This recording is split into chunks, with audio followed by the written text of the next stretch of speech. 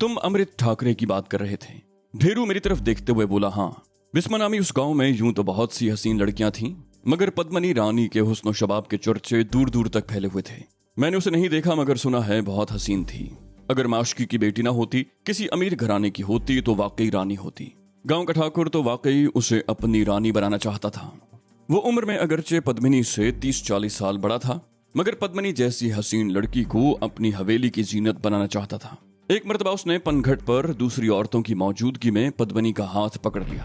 पद्मिनी ने ठाकुर के मुंह पर थप्पड़ मार दिया और यहीं से उस घर की बर्बादी का आगाज हो गया। ठाकुर के कारिंदों ने पद्मिनी के एक भाई को मार डाला। उसके बूढ़े बाप को गांव की गलियों में घसीटा, उसके घर को आग लगा दी। पद्मिनी छुपती फिर रही थी, कभी एक घर में कभी दूसरे घर में। चंद रोज तक ये सिलसिला जारी रहा। फिर गांव के चंद सियानों के समझाने पर ठाकुर का गुस्सा ठंडा हो गया, मगर यह भी उसकी चाल थी। उसने पद्मिनी को माफ कर दिया, मगर उसके सीने में इंतकाम की आग ठंडी नहीं हुई थी। चंद रोज बाद हुक्म सिंह डाकू के गिरोहों ने गांव पर हमला कर दिया। कई घर जला दिए, कई लड़कियों और औरतों को गलियों में रुसवा किया। पद्मिनी के घर को भी आग लगा दी, उसके बाप को मार डाला और हुक्म सिंह डाकू पद्मिनी को उठा कर ले गया। सुनने में आया था कि हुक्म सिंह ने ठाकुर के कहने पर गांव पर हमला किया था। हुक्म सिंह का नाम उस गांव वालों के लिए नया नहीं था। वो अक्सर इस तरफ आता रहता था और ठाकुर की हवेली में कई कई रोज तक मेहमान बनकर रहता। ठाकुर ने अपनी बेइज्जती का इंतकाम लेने के लिए पद्मिनी को डाकुओं से उठवा दिया। हुक्म सिंह पद्मिनी को लेकर चंबल वैली चला गया और पद्मिनी को रखेल बनाकर अपने पास रखा। इस दौरान गांव का ठाकुर भी चंबल वैली के चक्कर लगाता रहा। 2 साल बाद सुनने में आया कि पद्मिनी के यहाँ बेटा पैदा हुआ। उसका नाम हुक्म सिंह ने अमृत ठाकरे रखा। यह कहना मुश्किल है कि अमृत ठाकरे किसका बेटा होगा।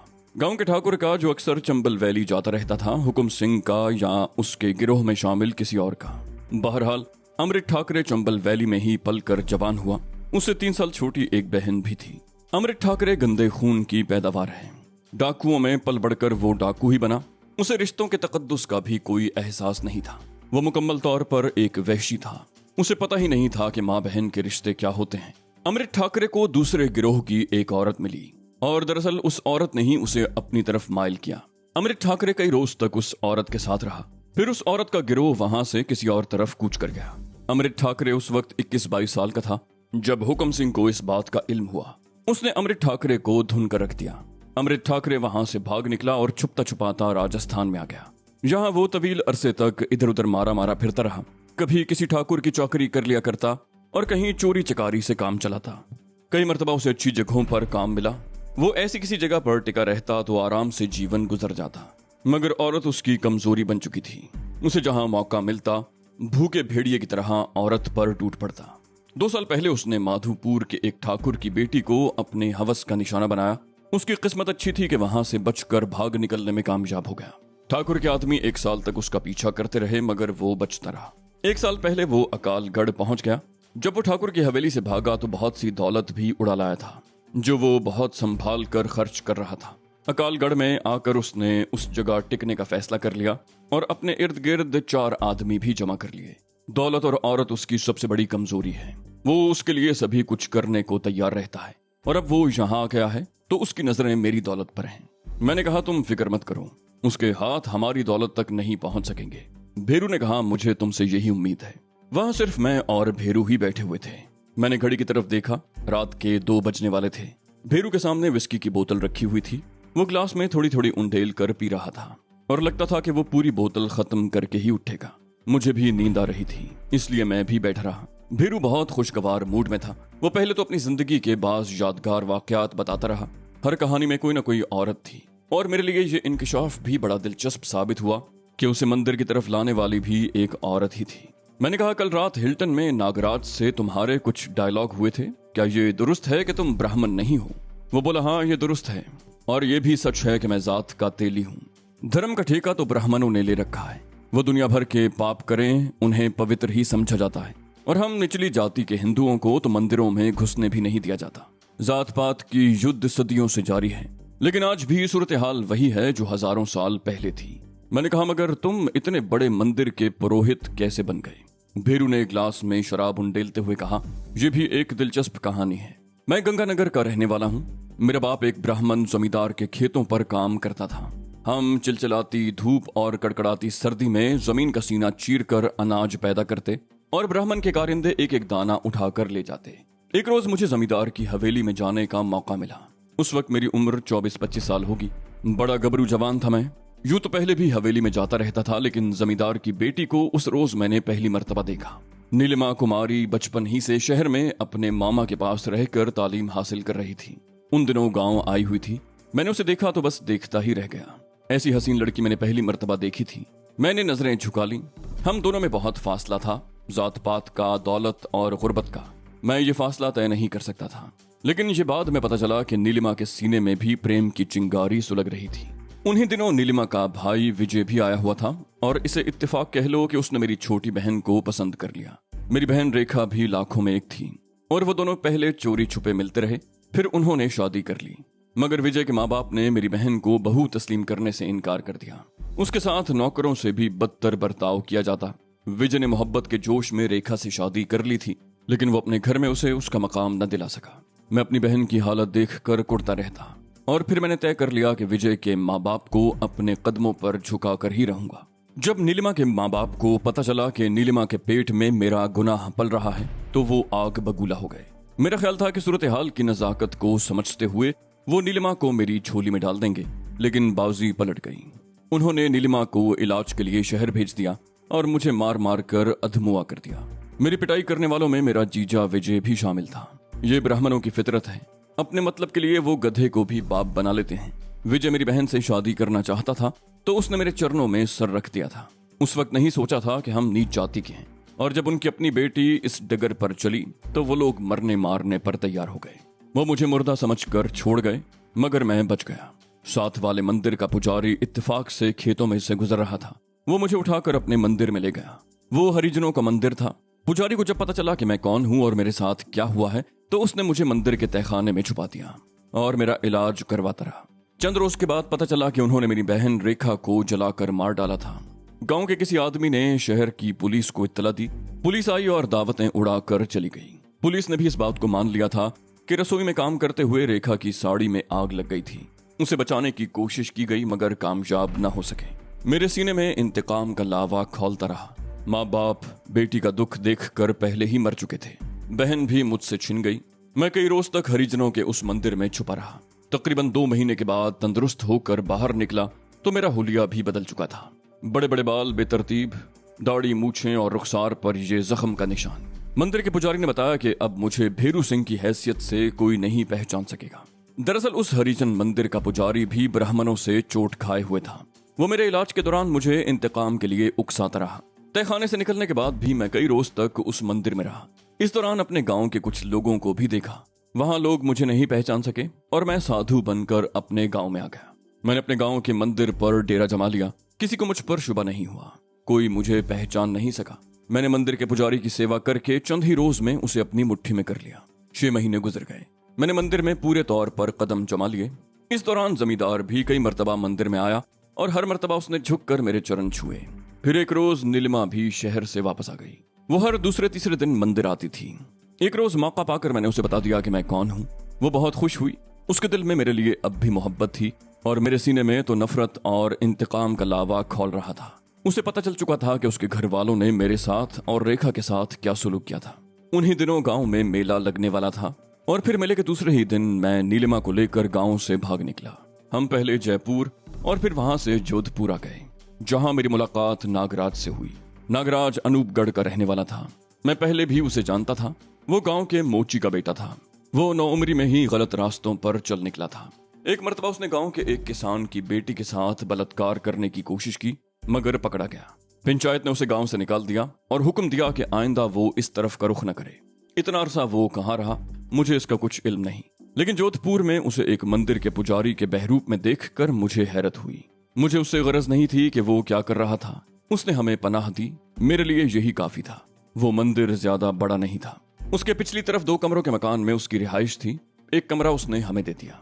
दूसरे ही रोज ये इंकिशाफ हुआ कि नागराज ने उस मंदिर को न सिर्फ कमाई बल्कि अय्याशी का अड्डा बना रखा था। वो मंदिर में आने वाली खूबसूरत औरतों को बहला फुसला कर पिछले दरवाजे मकान में ले आता और यहाँ उनके साथ ज्यादती करता और उन्हें धमकी देता कि जबान खोली तो जान से मार डालेगा। मैंने ये भी महसूस कर लिया था कि नागराज नीलिमा को बड़ी सुलगती हुई आंखों से देखता था। फिर एक हफ्ते के बाद ही वो नीलिमा पर भी पिल पड़ा। मैं उस वक्त मंदिर में था। नागराज को मंदिर से गायब होते देखकर मुझे उस पर शुबा हो गया। थोड़ी देर के बाद मैं भी मंदिर के पिछले दरवाजे से मकान वाले हिस्से में आ गया। मेरी तवक्को के मुताबिक वो नीलिमा को काबू में करने की कोशिश कर रहा था और नीलिमा अपने आप को छुड़ाने के लिए मचल रही थी। मैंने कोई मुदाखलत नहीं की। दरवाजे की आड़ में खड़ा नीलिमा की बेबसी का तमाशा देखता रहा। वो मेरी पत्नी नहीं थी, ना ही मुझे उससे कोई लगाव था। मैं तो उससे इंतकाम लेना चाहता था, इसलिए खामोशी से तमाशा देखता रहा। मैं कमरे में उस वक्त दाखिल हुआ जब नागराज बाहर निकल रहा था। नीलिमा बिस्तर पर पड़ी सिसकियां ले रही थी। वो ऊंची आवाज में रोने लगी। मैंने उसे दिलासा दिया कि नागराज को इस ज्यादती की सजा दूंगा। वो मुझे वहां से चलने को कह रही थी। मैं उसे समझाने की कोशिश करता रहा कि इन हालात में हम कहाँ जा सकते हैं।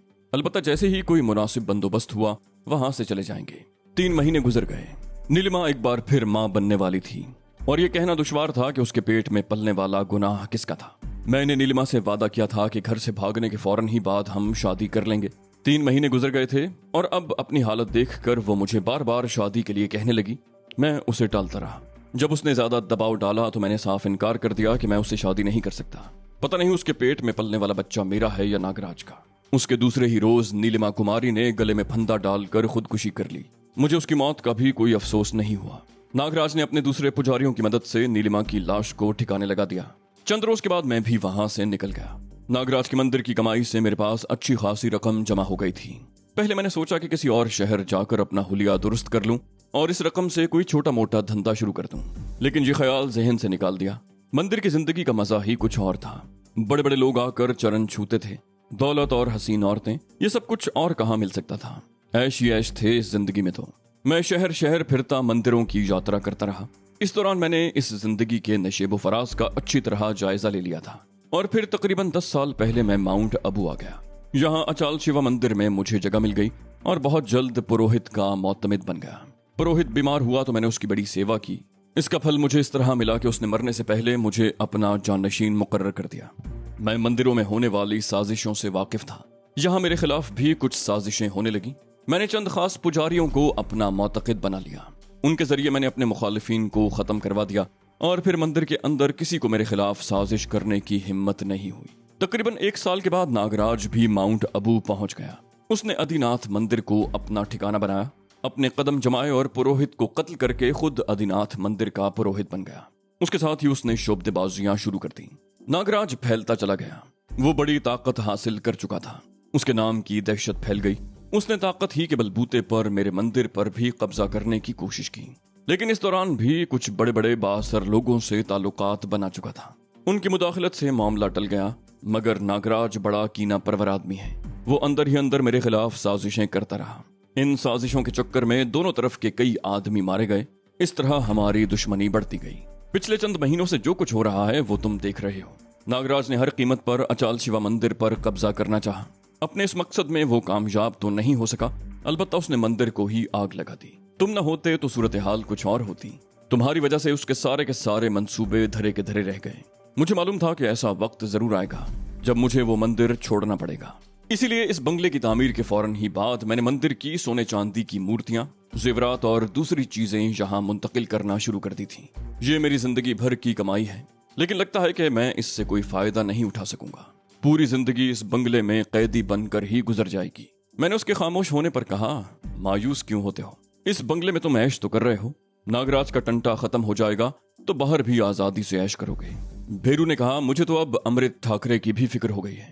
ये भी हरामी आदमी है और नागराज से ज्यादा खतरनाक साबित हो सकता है। मैंने कहा, ठाकरे की तो फिक्र ही मत करो, उसका बंदोबस्त तो 1-2 रोज में ही हो जाएगा।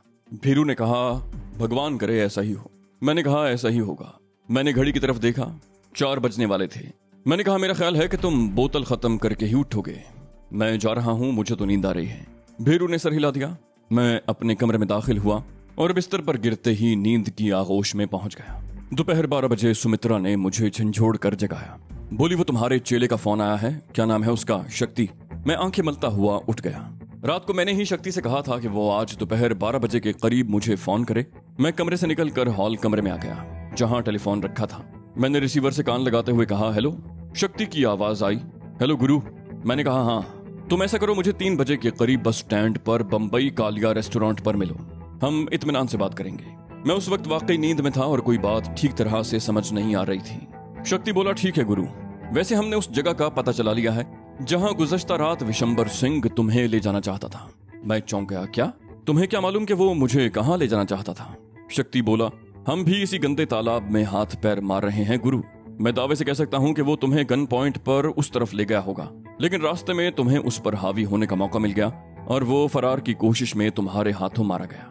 मैंने कहा, यहां तक तो तुम्हारा तज्जिया बिल्कुल दुरुस्त है, लेकिन आगे बताओ। शक्ति बोला, वो तुम्हें हनुमान मंदिर ले जाना चाहता था।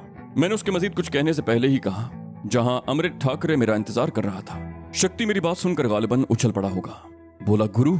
मैंने कहा, ज्यादा हैरान होने की जरूरत नहीं, बकौल तुम्हारे मैं भी इसी तालाब में हूँ। चलो ठीक है, 3 बजे बंबई कालिया रेस्टोरेंट में मुलाकात होगी। मैंने रिसीवर रख दिया और वहीं एक सोफे पर बैठ गया। कुछ ही देर में सुमित्रा मेरे लिए चाय ले आई। मैंने कप लेते हुए पूछा, तुम्हारा गुरु अभी तक सो रहा है? वो बोली, हाँ, वो तो सुबह दिन चढ़ने के बाद सोया है और शाम से पहले उसके उठने की तवक्को नहीं, और रत्ना भी अभी तक सो रही है। चाय पीकर मैं कुछ देर वहां बैठा रहा, फिर अपने कमरे में आ गया। मेरी दाढ़ी मूछें बेतहाशा बढ़ गई थी, लेकिन मैंने उन्हें साफ नहीं किया। मुझे इस हुलिये में पहचानने वाले 1-2 ही रह गए थे। मैं चाहता था कि वो भी सामने आ जाएं तो उनसे भी निपट लूं। 2 बजे के करीब मैंने सुमित्रा के साथ बैठकर खाना खाया। भेरू भी उस वक्त तक सो रहा था और रत्ना भी। खाने से फारिग होकर मैंने सुमित्रा की तरफ देखा, कहा, फिएट निकाल दो, आज मैं उस पर जाऊंगा। सुमित्रा चंद लम्हे उलझी हुई नजरों से मेरी तरफ देखती रही, फिर बाहर निकलकर अकबी गिराज की तरफ चली गई। मैं भी पोर्च में आ गया। 10 मिनट के बाद सुमित्रा फिएट ड्राइव करती हुई पोर्च में आ गई और नीचे उतरकर मुझे रुकने का इशारा करके अंदर चली गई। उसकी वापसी में 5 मिनट से ज्यादा नहीं लगे। उसके हाथ में चुनरी किस्म का कोई कपड़ा था। मैंने पूछा, ये क्या है? उसने वो कपड़ा पटके की तरह मेरी कमर के गिर्द लपेट कर एक गिरा लगा दी। बोली, अब तुम लगते हो राजपूत। मेरी दाढ़ी मूछें बड़ी हुई थी, राजस्थानी लिबास पहन रखा था, सर पर बलदारी सिंदूरी रंग की पगड़ी थी। सिर्फ एक पटके की कसर रह गई थी जो सुमित्रा ने पूरी कर दी। मैंने फिएट पर बैठकर इंजन स्टार्ट कर दिया और कार जैसे ही हरकत में आई, सुमित्रा अंदर चली गई। जब मेरी कार गेट के करीब पहुंची तो गेट खुद ब खुद खुल गया। मैंने हाथ गाड़ी से बाहर निकाल कर हिलाया और गेट से निकलते हुए कार की रफ्तार बढ़ा दी। ये फिएट कार देखने में अगरचे पुरानी सी लगती थी, लेकिन इसका इंजन बेहतरीन हालत में था। डैशबोर्ड का जायजा लेते हुए मेरी नजर फ्यूल गेज पर पड़ी। टंकी में पेट्रोल कम था। कुछ आगे निकलकर मैंने कार एक पेट्रोल पंप पर रोक ली और टंकी फुल करवा ली। उस रात हम हिल्टन में इस कार पर आए थे। होटल के पार्किंग गेट में दाखिल होते हुए तो शायद किसी ने नोटिस नहीं लिया होगा, लेकिन 6ठी मंजिल पर हंगामे के बाद जब हम लोग वापस गए थे तो शक्तिलाल के एक आदमी ने गेट पर कब्जा कर रखा था और होटल में आने वालों को बाहर ही रोका हुआ था। हम इस फिएट पर बड़ी तेजी से होटल से निकले थे। मुमकिन है बाहर खड़े हुए लोगों ने इस कार को देखा हो, मगर मैं दावे से कह सकता हूं कि इसका नंबर किसी ने नोट नहीं किया होगा। वैसे शहर में इस रंग की कई गाड़ियां थी और जरूरी नहीं था कि इस कार को पहचान लिया जाए, इसलिए आज मैंने इस कार पर आने का फैसला किया था। गुज़श्ता रात हमारे पास सफेद टोयोटा थी। पुलिस ने उस कार का भी पीछा किया था। ताकुब करने वाली पुलिस की गाड़ी बहुत दूर थी। जाहिर है इतनी दूर से वो कार का नंबर नोट नहीं कर सके होंगे, मगर उनके जहन में सफेद कार जरूर होगी। हो सकता है सफेद कारों को चेकिंग के लिए रोका जा रहा हो, इसलिए मैंने आज सफेद टोयोटा की बजाय इस फिएट को तरजीह दी। जब मैं बस स्टैंड के इलाके में पहुंचा तो 2:45 बजे थे। मैं कार को मुख्तलिफ छोटी सड़कों पर घुमाता रहा और फिर ठीक 3 बजे उसे बंबई कालिया रेस्टोरेंट के सामने वाले पार्किंग प्लॉट पर रोक दिया। नीचे उतरकर मैंने अपने आप का तनकीदी जायजा लिया और राजपूती शान से रेस्टोरेंट की तरफ चलने लगा। बंबई कालिया एक मयारी रेस्टोरेंट था। शीशे वाले 2 दरवाजे पर हिंदी और अंग्रेजी हुरूफ में दाखिला हुकूक महफूज लिखा हुआ था, जिसका मतलब था कि यह रेस्टोरेंट शुरफा के लिए मखसूस था और होटल की इंतजामिया किसी भी शख्स को नापसंदीदा करार देते हुए कान से पकड़कर बाहर निकाल सकती थी। मैं 1-2 मरतबा पहले भी यहाँ आ चुका था और शराफत की आड़ में यहाँ जो कुछ होता था उससे भी वाकिफ था। होटल की तरफ बढ़ते हुए अचानक ही मेरे जहन में ख्याल आया कि शक्ति को यहाँ बुलाकर गलती तो नहीं की। मुमकिन है उसके हुलिये की वजह से उसे अंदर दाखिल ही न होने दिया जाए, लेकिन फिर इस ख्याल को जहन से झटक दिया। शक्ति जैसे लोग अपना रास्ता बनाना जानते हैं। मैं जैसे ही करीब पहुंचा, दरबान ने दरवाजा खोल दिया। मैंने उसकी तरफ देखते हुए राजपूताना शान से सर हिलाया और अंदर दाखिल हो गया। बहुत वसी और अरीज हॉल था। मेजें एक दूसरे से कदरे फासले पर बड़े सलीके से लगी हुई थीं। आखिर में झोंपड़े की तर्ज के बने हुए कई प्राइवेट कैबिन थे। बाईं तरफ ऊपर जाने का जीना था। जीने के साथ दीवार पर फैमिली रूम्स की प्लेट लगी हुई थी। ऊपर भी उसी तरह के कैबिन थे, इसलिए जीने पर सिर्फ उन्हीं लोगों को जाने की इजाजत थी जिनके साथ खवातीन हो, और मैं जानता था कि ऊपर उन फैमिली कैबिन में क्या होता है। मैं दरवाजे से 2 कदम आगे बढ़कर रुक गया। हॉल में बहुत मध्यम रोशनी थी। बहुत हल्की सी मौसीकी अजीब सा तासुर दे रही थी। दाईं तरफ 5वीं मेज पर एक औरत और मर्द बैठे हुए थे। मैंने सरसरी अंदाज में उनकी तरफ देखा, लेकिन उस शख्स के हाथ हिलाते देखकर मैंने दोबारा उस तरफ देखा। मेरे होंठों पर मुस्कुराहट आ गई। वो शक्ति था। पहली नजर में वाकई मैं उसे पहचान नहीं सका। सलीके से तराशे हुए बाल, दरमियान से मांग निकली हुई थी। हिंदू होने की खास निशानी माथे पर सुर्ख टीका, क्लीन शेव, सफेद शर्ट और गहरे नीले रंग की जीन्स, पैरों में नए जॉगर्स। उसे देखकर कोई भी नहीं कह सकता था कि ये कोई बदकिमाश और बदमाश आदमी है। बड़ा शरीफाना चेहरा था और उसके साथ लड़की भी बड़ी पॉपट किस्म की थी। उसकी उम्र 24-25 के लगभग रही होगी। दराज कामत, तीखे नक्श, गर्दन तक कटे हुए कत्थई रंग के लहरिएदार बाल, गुलाबी रंगत और गजाल जैसी मोटी आंखें। मुझे याद आया कि शक्ति ने पहले बताया था कि उसकी पार्टी में चंद अफराद का इजाफा हो चुका है, जिनमें 2 छोकरियां भी शामिल हैं। और मुझे हैरत थी कि इस जैसी हसीन छोकरी शक्ति के हाथ कैसे लग गई, जबकि एक रोज पहले तक शक्ति का हल्का भी ऐसा था कि कोई शरीफ आदमी उसके करीब फटकना भी पसंद न करता।